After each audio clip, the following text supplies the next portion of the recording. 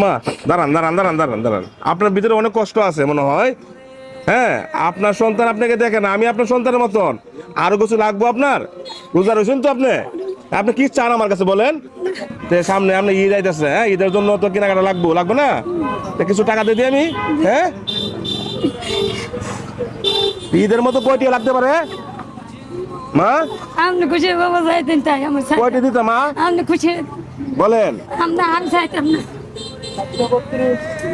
1000 2000 দিলে হইব? আরো দিতাম। না না 3000 টাকা দিলাম, হইব তো? হ্যাঁ, আমার খুশি কিসের বড়াই করো রে মন, কিসের বড়াই করো। জানি না, রোজাদার ব্যক্তি কি আজ খুশি করলাম? হ্যাঁ, টাকা ছাড়া কি তোর দিবে দিবে না? আজকে আমার উচিত